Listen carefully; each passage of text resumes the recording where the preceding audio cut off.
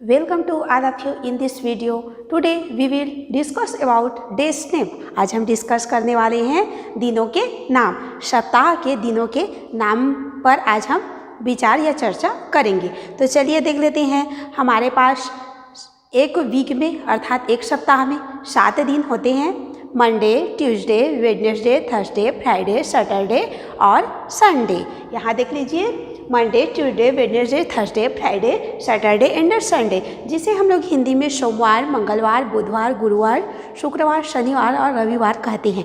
अब यहाँ पर आगे हम लोग देख लेते हैं कि संस्कृत व्याकरण के अंतर्गत अर्थात संस्कृत में इन्हें और किन किन नामों से जाना जाता है अर्थात संस्कृत रूप इसका क्या होगा। संस्कृत में इन वार या वार्षः जो दिन है, दिवस है, उसे कौन कैसे नाम से जानेंगे या किस प्रकार से लिखते हैं। तो चलिए देख लेते हैं। जैसे फर्स्ट हमारा आता है मंडे, जिसे सप्ताह का फर्स्ट दिन भी कहा जाता है। तो हम डिस्कस कर लेते हैं दिनों के नाम, सप्ताह के दिनों के नाम। तो फर्स्ट आता है हम लोगों का मंडे, जिसे सप्ताह का पहला दिन भी बोला जाता है, क्योंकि यहाँ से जैसे हमारे कामकाजी जो दुनिया है उसमें सोमवार से काम को शुरू किया जाता है। तो फर्स्ट देख लेते हैं, सोमवार है हमारे पास मंडे। मंडे मतलब इसे हम लोग इंग्लिश से मंडे हो गया, हिंदी में सोमवार, इसे संस्कृत में सोमवासरः कहा जाता है। संस्कृत में बोलेंगे इसे हम, देखिए संस्कृत नेम देख लेते हैं।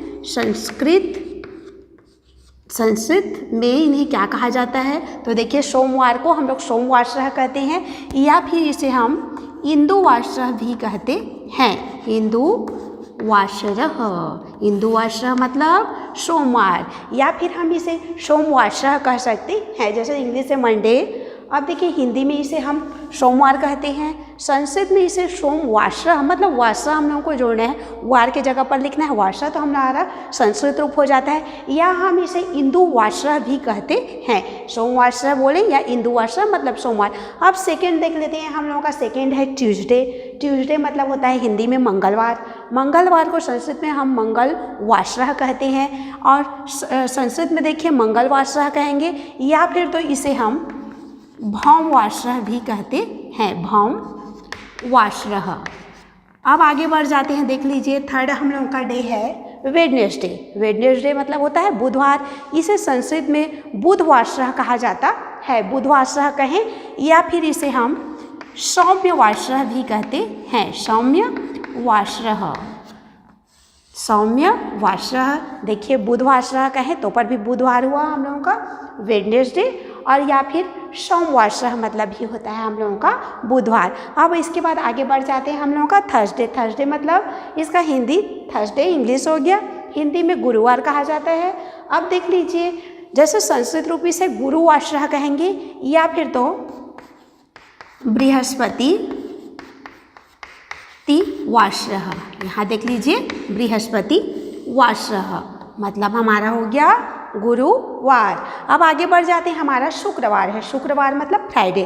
फ्राइडे मतलब होता है शुक्रवार, संस्कृत रूप हो जाएगा शुक्रवासरः, या फिर हम इसे भृगुवासरः कहेंगे।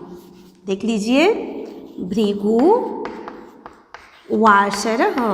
भृगुवासरः बोले, या फिर तो शुक्रवासरः बोले तो शुक्रवार अर्थात फ्राइडे। अब इसके बाद आगे बढ़ जाते हैं, छठा नंबर पर हम लोगों का आता है, छठवां नंबर पर 6 नंबर पे है सैटरडे। सैटरडे मतलब होता है शनिवार, इसे संस्कृत में हम लोग बोलेंगे शनिवासरः, या फिर इसे बोलेंगे स्थिर।